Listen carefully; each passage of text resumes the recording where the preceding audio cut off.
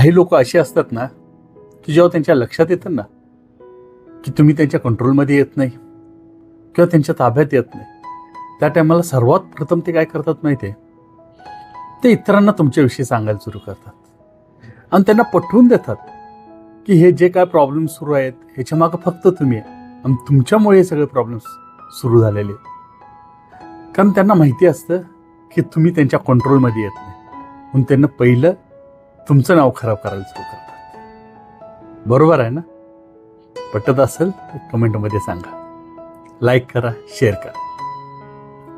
बऱ्याचदा तुमच्या लक्षात येत असेल की तुमच्या मागं बोलणारे जे असतात ना किंवा तुमच्या मागं प्लॅन करणारे किंवा तुमचे विरोधक जे असतात ते तुम्ही नसताना मात्र हे सगळ्या गोष्टी करत असतात. पण जशी तुमची तिथे एंट्री होते ना हे सगळं थांबतं. त्यातले काही जण तर तुमची स्तुतीही करायला सुरू करतात, तुमच्या जवळ येतात, बोलतात. ह्याला नेमकं काय म्हणायचं माहितीये का? ह्याला आपला स्वतःचा प्रभाव म्हणायचा, की ह्या प्रभावासमोर विरोधकांचंही टिकत नाही आणि हे तुम्हीही अनुभवत असाल. बरोबर आहे ना? अशा वेळेस अशा लोकांकडे लक्ष द्यायचं नाही, तर आपल्यावरती स्वतःवरती विश्वास ठेवायचा. कारण तुमचं असणं त्यांचं अस्तित्व संपवून टाकतं. बरोबर आहे की नाही?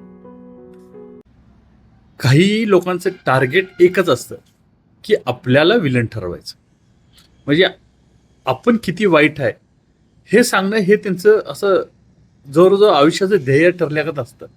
जिथं जाल तिथं तुम्हाला ते तुमच्याविषयी वाईटच सांगणार आणि तुम्ही कसं विलन आहेत हे पटवून सांगायचा प्रयत्न करतात. पण हे सगळं कशासाठी करत असतात माहिती आहे?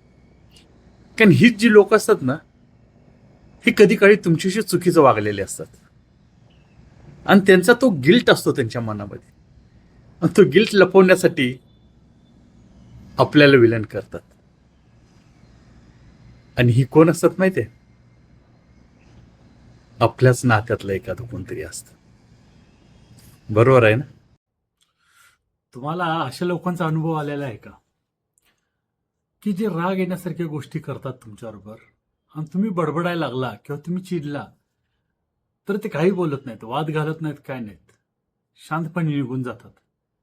पण निघून गेल्यानंतर मात्र ते बाकीच्यांना सांगताना अशा काय गोष्टी रंगवून सांगतात की जे बोललेलं नव्हतं ते कसं बोललं होतं, फक्त आपले शब्द इकडचे तिकडे फिरवतात, शब्दांचा खेळ करतात